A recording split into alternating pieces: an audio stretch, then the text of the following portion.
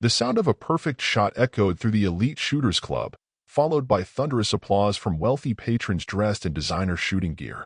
Ethan Montgomery lowered his custom Remington, a smirk spreading across his tanned face as the target showed another bullseye. This was his kingdom, a world where money, power, and skill created an impenetrable barrier between the elite and everyone else. If you have ever been underestimated or made to feel invisible, you might want to stay for what happened next, the moment that changed everything. At America's most prestigious shooting range, Sarah Turner stood near the entrance, clutching her worn leather purse.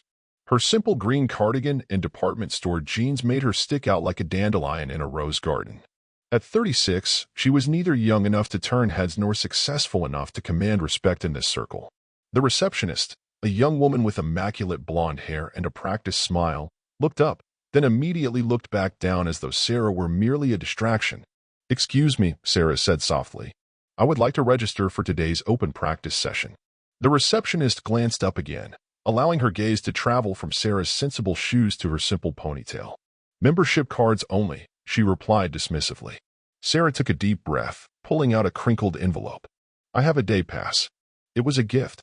Ethan noticed the newcomer from across the room. At 43, he was at the peak of his career, five-time national champion, Olympic gold medalist, in the face of Remington's premium line. His family's shipping fortune had given him access to the best training since childhood, and his natural talent had done the rest. Well, Ethan drawled loudly. "Looks like someone took a wrong turn on the way to Walmart." His companions laughed on cue, drawing more attention to Sarah, who was making her way to the basic range, eyes fixed on the floor. Olivia Carter, the club's manager and a former competitive shooter herself, frowned at Ethan's comment but said nothing. Sarah found a spot at the far end of the basic range. She carefully placed her purse on the small shelf and withdrew a cloth-wrapped package. With practiced movements, she unfolded the material to reveal a standard Glock 19, serviceable but nothing like the custom pieces the club members wielded. Ethan and his friends migrated closer, their interest piqued by the opportunity for entertainment. $10 says she cannot hit the target, one joked. Ethan scoffed. "Make it 10,000. I bet she has never held a gun in her life." Ethan sauntered over to Sarah's station. "Excuse me, ma'am," he said, false politeness dripping with condescension.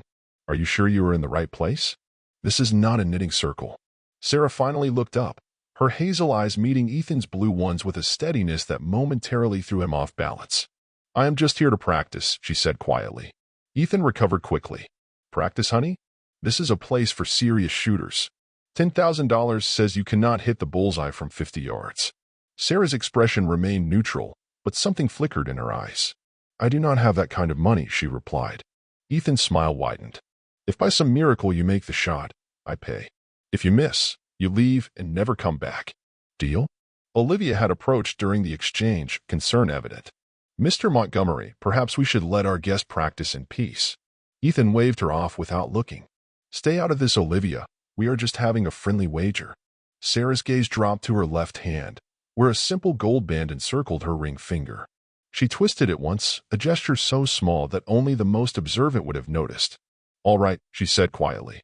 Ethan's eyebrows shot up in surprise before his face settled into a triumphant smirk.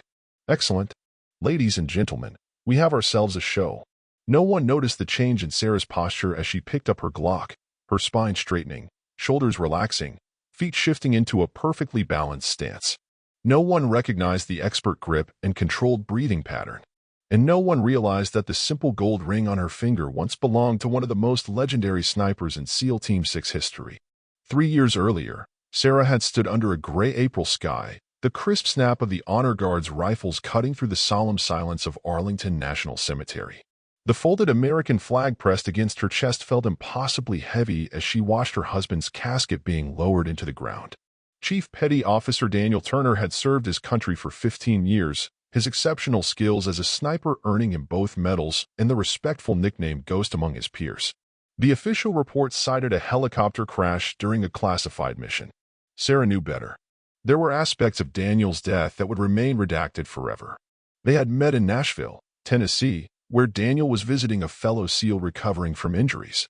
Sarah was working as an accountant, her life as predictable as the numbers she managed daily.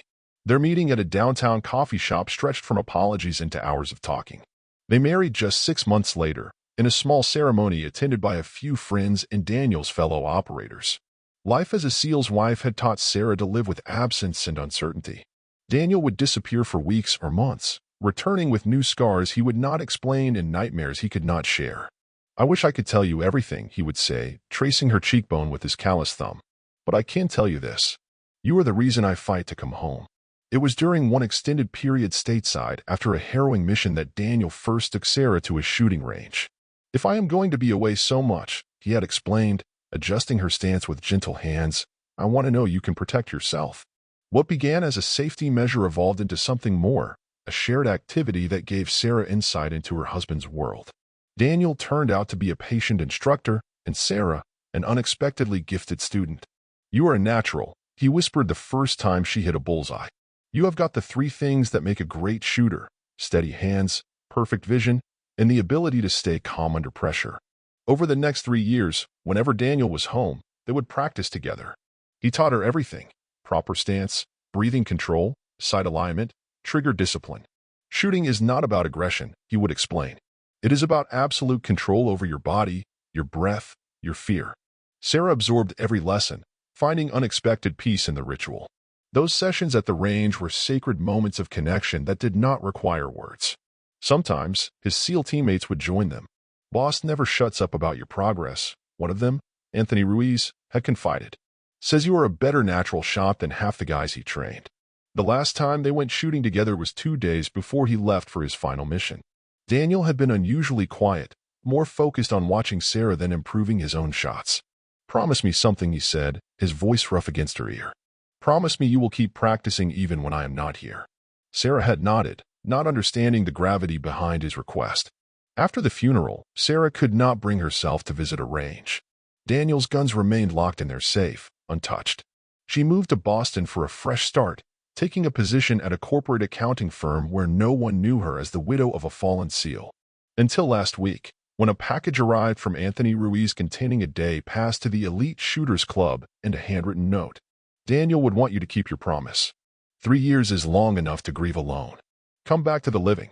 Sarah now stood at the Elite Shooters Club with Ethan Montgomery's challenge hanging in the air, feeling something stir within her, a spark of the person she had been before grief hollowed her out. As she lifted the Glock, muscle memory took over. The world narrowed to 3 points: herself, the gun, and the target.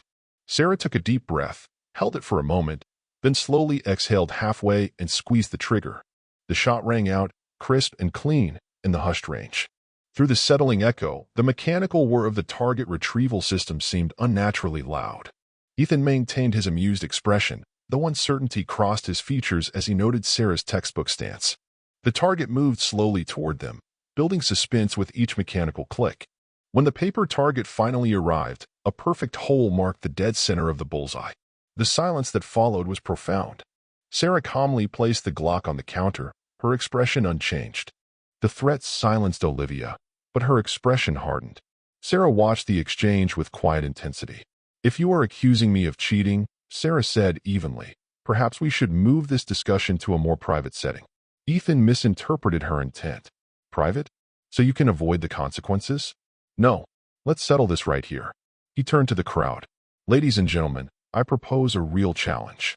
1 week from today, a formal competition. Me versus our mystery sharpshooter. 10 stations. Varying distances. Club-provided equipment to ensure everything is fair." Sarah realized she had unintentionally stepped into something much larger than a simple challenge. Part of her wanted to retreat back into anonymity, but a stronger part knew she could not back down.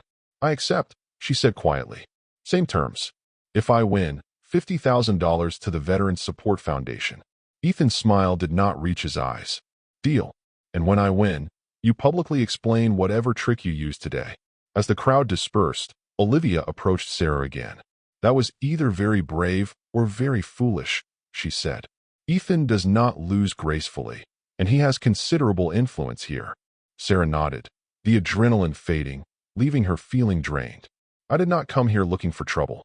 I just wanted to practice." Olivia studied her thoughtfully. "Yet you shot like a professional. Who are you really, Sarah Turner?" Sarah gathered her belongings. "Just someone keeping a promise," she replied, her voice barely audible. What neither Sarah nor anyone else knew was that Ethan was already making a phone call, instructing his personal assistant to find out everything about Sarah Turner, no matter what it takes.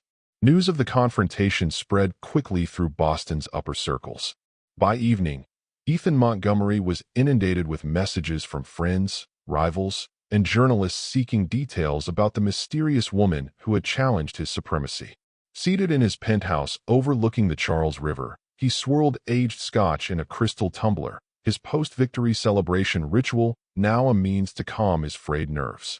Jessica Lane, his girlfriend, scrolled through her phone, monitoring the social chatter with increasing concern. "They are calling her the unknown marksman," Jessica reported. "Someone posted a blurry video of her last shot. It is already going viral." Ethan drained his glass. "One lucky day does not make her a marksman. By next week, everyone will know she is a fraud." The sharp ring of his phone interrupted their conversation. Ethan checked the caller ID, immediately straightening as he recognized his investigator's number.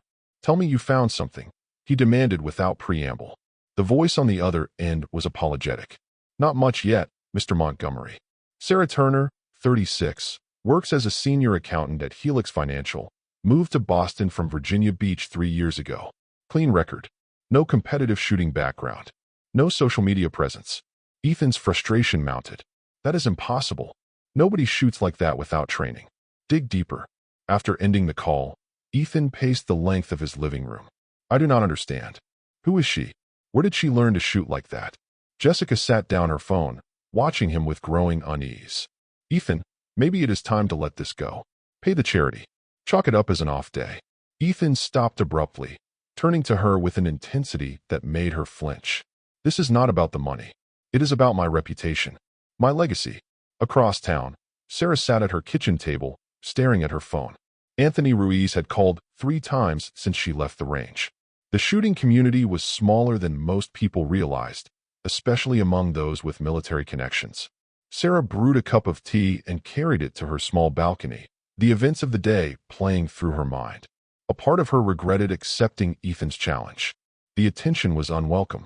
Yet another part felt strangely liberated, as though something long dormant had awakened. Sarah's phone buzzed again, displaying an unfamiliar number. After a moment of hesitation, she answered. "Miss Turner, this is Olivia Carter from the Elite Shooters Club." Sarah tensed. "Miss Carter, what can I do for you?" Olivia's voice carried an undertone of urgency. "I probably should not be calling, but I thought you should know. Ethan has people looking into your background. He is convinced you cheated somehow." Sarah closed her eyes, unsurprised but disappointed. "Thank you for the warning, Miss Carter. But I have nothing to hide." Olivia continued, her voice lower. "Look, I do not know who you are or where you learned to shoot like that. But Ethan Montgomery has a lot of influence in this city.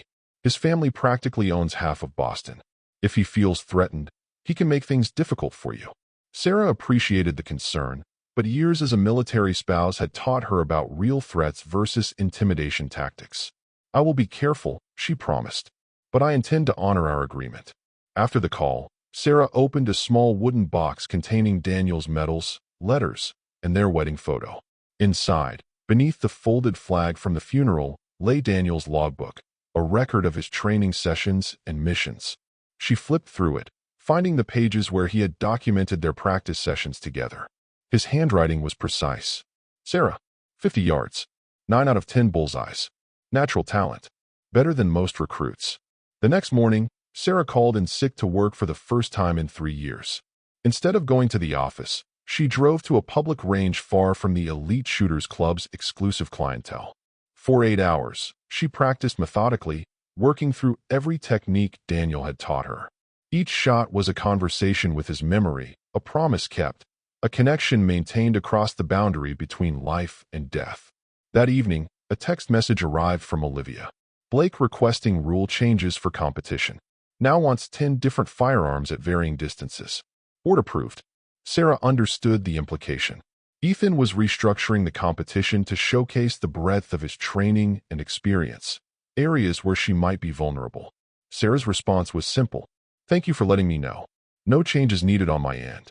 In his penthouse, Ethan received the update with growing satisfaction. "Perfect," he told Jessica. 10 different stations. 10 different firearms. There is no way she can match my experience across that range of weapons.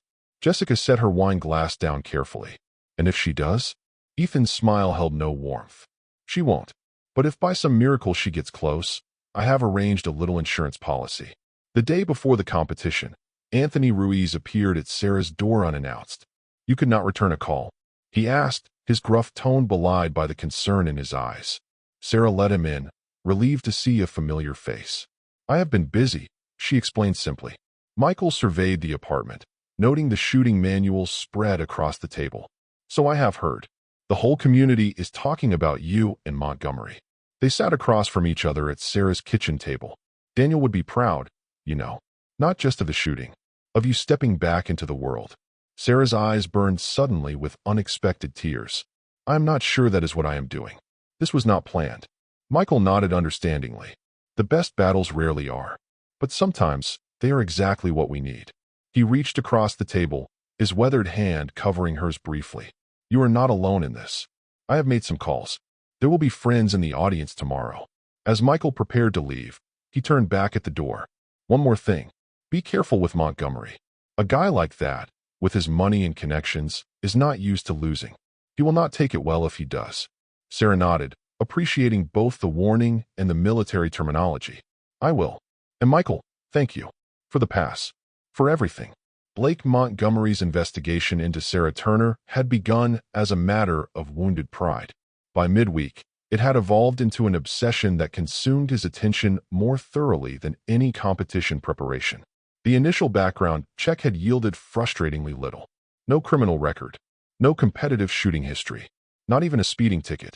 On paper, Sarah Turner was exactly what she appeared to be, an unremarkable accountant living a quiet life. I want you to focus on Virginia Beach, Ethan instructed his investigator. She lived there before Boston. Check shooting clubs, gun ranges, instructors. Anyone who might remember her. And that wedding ring she keeps touching. Find out about her husband. The investigator's voice remained professionally neutral. I will look into it, Mr. Montgomery. Sarah immediately noticed subtle adjustments to the Macmillan scope and stock. Rather than protesting, she consulted Daniel's notebook, finding his formulas for compensating for equipment variations. Ethan completed his sequence first, placing 9 of 10 shots within the innermost rings. His final score set a high benchmark, requiring near perfection from Sarah to overcome. Not everyone is built for championship pressure, he remarked loud enough for nearby spectators to hear. Taking position behind the rifle, Sarah felt a peculiar calmness descend, the same focused state Daniel had described from his missions. She made adjustments based on his formulas, compensating for the subtle sabotage with techniques born of combat experience. Her first shots hit with perfect precision. By the 6th shot, all bullseyes, the audience leaned forward in collective anticipation. As she prepared her final shot, a sharp reflection of light flashed across her sight line, a momentary distraction from someone near Ethan's entourage.